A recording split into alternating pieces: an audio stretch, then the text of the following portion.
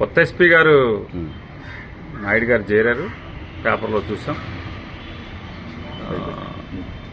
ప్రజాస్వామ్యబద్ధంగా ప్రజాస్వామ్యంలో ప్రతిపక్షాల గొంతు నొక్కటం కోసం ప్రతిపక్షాలని ప్రభుత్వం యొక్క చెడు కార్యక్రమాలని చేసేటువంటి చెడు పనుల్ని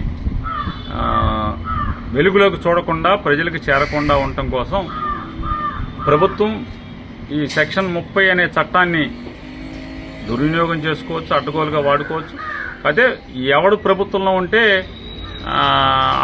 ఏది చెప్తే అంటే పైనుంచి డీజీపీ గారు సెక్షన్ 30 అమలు చేస్తున్నాం, అమలు చేయండి అని ఆదేశిస్తే ఏఎస్పీ అని చేసేది ఏముంటుంది, చేయటానికి ఏముండదు. కాబట్టి సెక్షన్ 30 పెట్టడం అంటే 360 రోజులు సెక్షన్ 30 పెట్టడం అనేది ధర్మమా, అది ఔచిత్యమా అనేది పెద్దలు అంటే జిల్లాలో వీళ్ళు ఏం చేస్తారు, జిల్లా అధికారులు కానీ లేకపోతే డిఎస్పీనో సిఐ ఎస్ఐ ఏం చేస్తారు, వీళ్ళు ఏం చేయలేరు. అంటే డీజీపీ గారికి హోమ్ మినిస్టర్ గారికి అది ఔచిత్యమా లేకపోతే అది ధర్మమా, ప్రభుత్వాన్ని నడిపే విధానమా అనేది వాళ్ళ విజ్ఞతకు వదిలేస్తున్నాం. కాకపోతే కొత్త ఎస్పీ గారు వచ్చారు, ప్రజాస్వామ్యబద్ధంగా శాంతియుతంగా మేము ప్రభుత్వానికి మా నిరసన తెలియజేస్తాము. కాలేజీ బయటికి వెళ్ళి, లోపలికి కూడా కాదు, కాలేజీ బయటికి వెళ్ళి కాలేజీ ఎంతవరకు నిర్మాణం అయిందో ఇది ఇట్లాంటి వాటిని అమ్మేస్తున్నాడు అంటే కాలేజీని నడపటం కోసం మెడికల్ కాలేజీని అంటే చంద్రబాబు నాయుడు గారు ఉన్నప్పుడు 14-19 సాక్షాత్తు అసెంబ్లీ సాక్షిగా నారా చంద్రబాబు నాయుడు గారు అలాగే అప్పటి వైద్య శాఖ మంత్రి కామినేని శ్రీనివాస్ గారు కూడా చెప్పారు, ప్రైవేట్లో ప్రభుత్వం మెడికల్ కాలేజీలు కడతాం నడపటం అనేది సాధ్యమయ్యేది కాదు, ఏ పరిస్థితుల్లో సాధ్యమయ్యేది కాదు, నడపలేదు ప్రభుత్వం, మా ప్రభుత్వం నడపలేదు, ప్రైవేట్లో ఎవరు కాగితం పెట్టుకుంటే వాళ్ళకల్లా మెడికల్ కాలేజ్ ఇస్తామని చెప్పని నారా చంద్రబాబు నాయుడు గారి యొక్క ఆలోచన విధానాన్ని 14-19 చెప్పారు. 19 నుంచి జగన్మోహన్ రెడ్డి గారు వచ్చిన తర్వాత ఆయన ఏ పరిస్థితుల్లో మనం వైద్యుల్ని పెద్ద ఎత్తున ఈ రాష్ట్రానికి అందించాలి, పేద కుటుంబాల్లో అగ్రవర్ణాలు కానీ బహుజనులు కానీ బీసీలు కానీ మైనార్టీలు కానీ పెద్ద ఎత్తున డబ్బు లేకపోయినా వాళ్ళకి పిల్లలకి స్తోమత ఉంటే చాలు, అంటే మేధస్సు ఉంటే చాలు, మనం ఎక్కువ సీట్లు పెంచాలని చెప్పని ఆలోచన చేసి ప్రతి కాలేజీ 150 సీట్లు, పులివెందుల పాడేరు మాత్రం 50 సీట్లతో ఏర్పాటు చేసి 5 మెడికల్ కాలేజీలు నిర్మాణం చేశారు. ఇప్పుడు నారా చంద్రబాబు నాయుడు గారు ఆ కాలేజీ నడపడానికి అవకాశం లేదు, మా దగ్గర డబ్బులు లేవు, కుదరదు, ప్రభుత్వం ప్రైవేట్ వాడు పెట్టుకోమన్నారు. కానీ జగన్మోహన్ రెడ్డి గారు అందుకోసం ఏం చేశాడు, దాంట్లో దగ్గర ఒక 50 సీట్లు 150 సీట్లు, ఒక 50 సీట్లు 15 లక్షలు కొన్ని సీట్లు, 20 లక్షలు కొన్ని సీట్లు, అది కూడా త్రూ కౌన్సిలింగ్ మాత్రమే, ఎవడి రికమెండేషన్ కానీ ఎవరిది ఉండదు. కౌన్సిలింగ్లో లైన్లో నుంచుని ఆ ర్యాంక్ ప్రకారం మెరిట్ ప్రకారం వచ్చి ఆ 12 లక్షలు కట్టగలిగేవాడు 12 లక్షల సీట్లు అయిపోయిన తర్వాత 20 కట్టాలనుకున్నప్పుడు 20.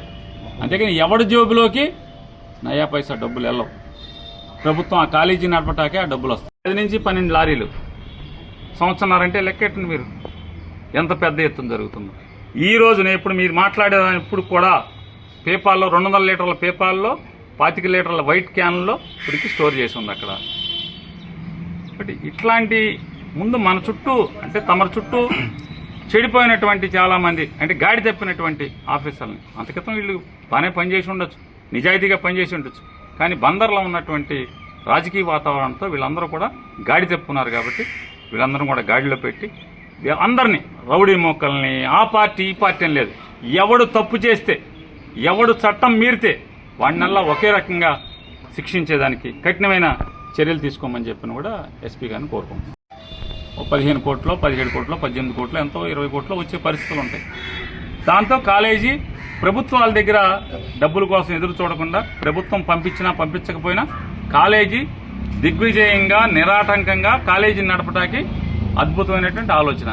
దాన్ని తప్పుబట్టి నారా లోకేష్ నాయుడు ఎక్కిన 100 రోజుల్లోపు ఆ కోటా రద్దు చేసి గవర్నమెంట్ 150 సీట్లు మొత్తం కూడా మెరిట్ మీద 15,000కి అందిస్తానంటే చెప్పినటువంటి పోటుగాళ్ళు ఇవాళ కాలేజీల మొత్తాన్ని అమ్మేసే పరిస్థితి. ఏం చెప్తున్నారు మరి? ఒక మంచి అంటే ఒక మంచి పేదల సౌకర్యం కోసం, ఒక గొప్ప అవకాశం కోసం పాడు చేసేటువంటి ప్రభుత్వాన్ని నిరసన తెలియజేయడం కోసం శాంతియుతంగా మేము ప్రోగ్రాం పెట్టాము, అప్లికేషన్ పెట్టాము. మేము ఇవ్వను అన్నారు, రిజెక్ట్ చేశారు, మైక్ పెట్టారు.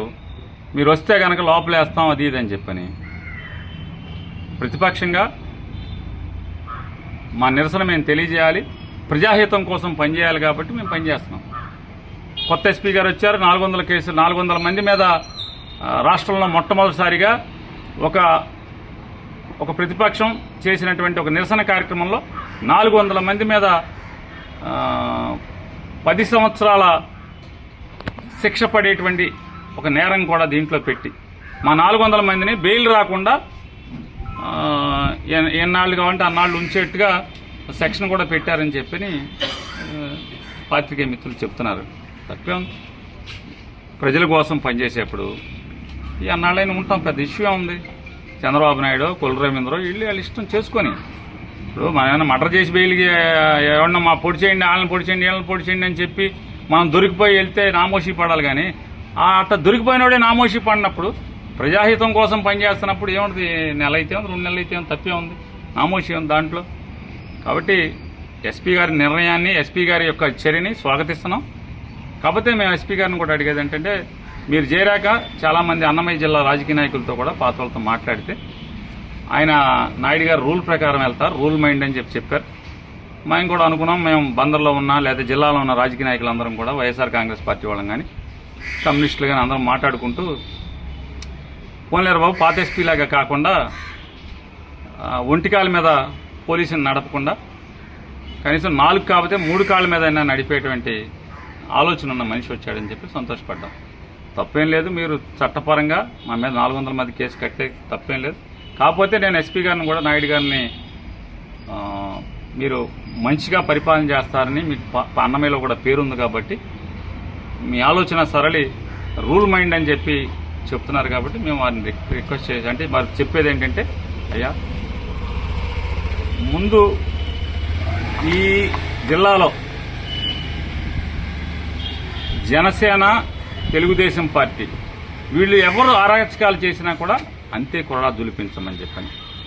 మా మీద 400 మంది మీద ఎట్లా అయితే కొరడా జులిపించారో, మీరు పర్మిషన్ నిరాకరించినా కూడా మేము ధర్నా చేయటానికి వెళ్ళామని చెప్పని, నిరసన వ్యక్తం చేయటానికి వెళ్ళామని, ఈ రౌడీజం చేసేటువంటి ఈ రౌడీ మూకలను కూడా కంట్రోల్ చేయాలి.